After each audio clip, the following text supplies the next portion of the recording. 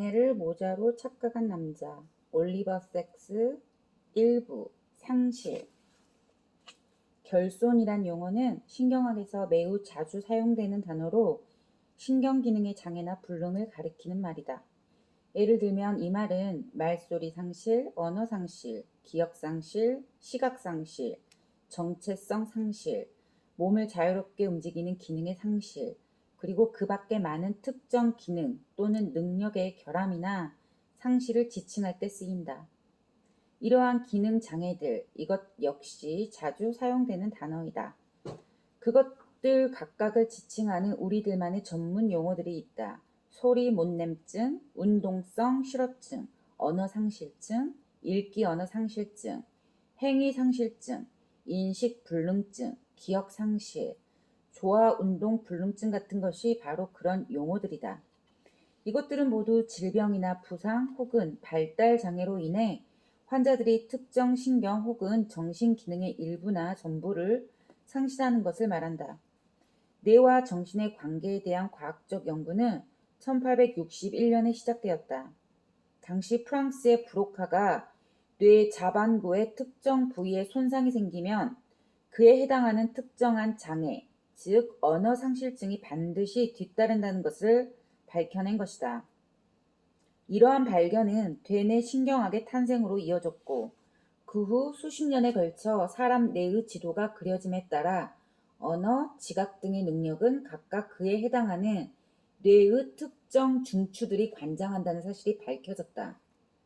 19세기 끝 무렵이 되자 좀 더 예리한 관찰자들이 등장했는데 그중 특히 프로이트는 자신의 책 언어상실증에서 기존의 뇌 지도가 지나치게 단순하며 모든 정신활동에는 매우 복잡한 내적 구조가 있고 그와 똑같이 매우 복잡한 생리학적 원리가 있음이 분명하다고 주장했다. 인지나 지각 능력에 발생하는 특정한 장애를 연구하면 그 점을 더욱 분명하게 알 수 있을 것이라고 생각한 그는 인식불능증이란 용어를 만들어내기도 했다.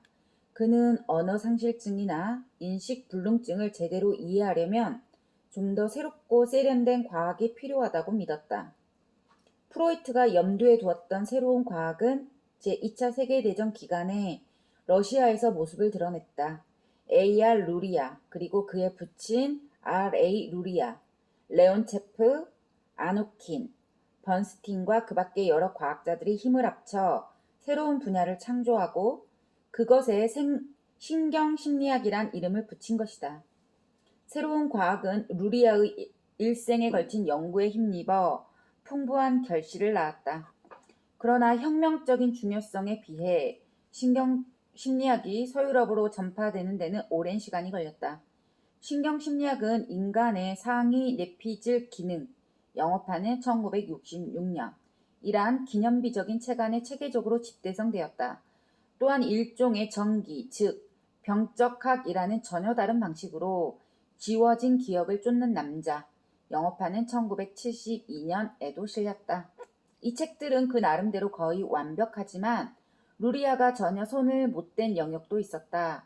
인간의 상위 뇌피질 기능은 뇌의 자반구가 관장하는 기능만을 다루었다. 그리고 지워진 기억을 쫓는 남자의 주인공 자제츠키 역시 좌반구에 심각한 손상을 입은 사람이었다. 우반구에 대한 언급은 단 한마디도 없었던 것이다. 이런 관점에서 본다면 신경학과 심리학의 역사는 좌반구 연구의 역사라고 해도 그리 지나친 말이 아닐 것이다. 열등한 반구라고 불리는 멸시를 당할 정도로 우반구에 대한 연구가 소홀하게 다루어진 중요한 이유 가운데 하나는 좌반구의 손상 부위와 그에 따른 증상을 밝혀내는 것이 비교적 쉬운 일이었던 데 반해 우반구의 각 영역에 해당하는 증후군은 알아내기가 어렵다는 사실이었다. 우반구는 좌반구보다 좀 더 원시적인 곳으로 비하되곤 했다. 반면 좌반구는 인간의 진화가 만들어낸 꽃으로 간주되어 왔다. 그리고 어떤 의미에서는 그 주장이 옳다. 좀 더 정교하고 전문화되어 있으며 영장류의 뇌, 특히 인간의 뇌에서는 가장 나중에 발달한 부분이기 때문이다. 그러나 사실을 인식하는 능력, 즉 생명체가 생존하는 데 반드시 있어야 할 능력을 담당하는 것은 우반구이다. 이 우방구에 컴퓨터가 연결되어 있고 그 컴퓨터에 해당하는 것이 좌방구이기 때문에 이쪽은 말하자면 프로그램과 도식에 해당한다고 말할 수 있다. 고전적인 정신학은 사실보다 도식 쪽에 관심을 기울였다. 따라서 우반구의 원인을 가진 증후군이 나타나면 그것을 특이하고 기묘한 현상으로 간주했다. 과거에도 우반구의 증후군을 연구하려는 시도가 없었던 것은 아니다. 예를 들면 1890년대의 안톤과 1928년의 패칠. 그러나 우방구를 연구하려는 시도는 어쩐 일인지 번번이 무시되고 말았다. 참으로 불가사의한 일이다. 루리아는 말년에 지은 저서 중의 하나인 기능하는 뇌에서 약간의 지면을 할애하여 우방구의 증후군에 대한 고찰을 덧붙였다. 지극히 짧으면서도 대단히 흥미를 끄는 날카로운 고찰이었다. 그는 마지막에 이렇게 결론지었다. 지금까지 전혀 연구된 적이 없었던 이러한 결함은 좀 더 근본적인 문제 가운데 하나로 우리를 인도한다. 즉, 직관적 지각작용에서 우반구가 담당하는 역할이다. 대단히 중요한 이 분야의 연구는 지금까지 소홀히 취급되어 왔다. 나는 앞으로 작성할 논문에서 그 문제를 자세하게 검토할 생각이다. 결국 루리아는 죽음을 눈앞에 둔 마지막 몇 개월 동안 우방구를 다룬 논문 몇 편을 작성했다. 그러나 살아있는 동안에는 발표하지 못했고 그 후에도 소련에서는 출간되지 않았다. 그는 우방구를 다룬 논문을 영국의 R.L. 그레고리에게 보냈고 그레고리가 자신이 편집 중이던 옥스퍼드 컴패니언 정신편에 실었던 것이다. 우방구를 연구하는 일이 어려운 까닭은 환자 스스로 자신의 증상을 알 수가 없고 게다가 외부 관찰자도 알기 어렵기 때문이다. 우방구 증후군에 시달리는 경우 환자 본인은 자기 자신에게 일어난 문제가 무엇인지를 알기가 어렵다. 불가능하다고 말해도 좋다. 바빈스키는 이 희귀하고 특수한 상태를 병식결손증이라고 이름을 붙였다. 한편 외부 관찰자가 이러한 환자의 내면 상태를 상상하는 것도 매우 어렵다. 대단히 날카로운 관찰자라 해도 그렇다. 그가 지금까지 알고 있는 그 어떤 지식과 비교해도 전혀 다르기 때문이다. 좌방구 증후군의 경우에는 비교적 손쉽게 상상할 수 있다. 우방구 증후군은 좌방구 증후군과 거의 같은 빈도로 일어날 수 있다. 그럼에도 우방구 증후군이 신경정신학과 심리학의 문헌에 얼굴을 내미는 빈도는 터무니없이 떨어진다. 우방구 증후군의 서술이 1이라면 좌방구 증후군의 서술은 1000 정도의 비율이다. 마치 우방구 증후군 따위는 신경학의 체질과 어울리지 않는 이방인 취급을 당하는 꼴이다. 그러나 루리아가 말했듯이 우방구의 문제는 대단히 중요하다. 따라서 새로운 유형의 신경학이 또 하나 탄생한다고 해도 전혀 이상할 것이 없다. 우방구 증후군은 그만큼 중요하다. 그 새로운 유형의 신경학은 개인 주체의 과학이라고 말할 수 있을 것이다. 혹은 루리아가 특히 즐겨 사용한 용어를 빌려서 낭만적 과학이라고 말해도 좋을 것이다. 왜냐하면 이 과학에서는 자기라든가 인격의 밑바탕에 있는 기초가 밝혀지고 검증되기 때문이다. 루리아는 이런 유형의 과학에서는 이야기의 형태를 빌리는 것이 가장 적절하지 않을까 하고 생각했다. 우방구에 중대한 장애가 있는 사람에 대해 그 자세한 병력을 서술하는 것이다. 즉, 지워진 기억을 쫓는 남자와 대비되는 병력사를 서술하는 것이다. 루리아는 죽기 직전에 나에게 보낸 편지에서 이렇게 말했다. 그러한 이야기를 설령 스케치 정도에 불과하더라도 꼭 발표하기 바랍니다. 그것은 엄청난 경이의 세계입니다. 솔직히 말해서 나는 이러한 장애에 각별한 흥미를 지니고 있다. 그것은 지금까지 거의 누구도 파고들지 않았던 새로운 세계를 열어주기 때문이다. 적어도 그러한 세계를 약속해 주기 때문이다. 그리고 과거의 딱딱한 기계주의적 신경학과는 분명히 구분되는 좀 더 개방적이고 시야가 넓은 신경학과 심리학으로 나를 인도하기 때문이다. 당신애가 흥미를 품었던 분야는 지금까지 말한 결손보다는 오히려 자기 그 자체를 비정상적으로 만들어버리는 신경장애였다.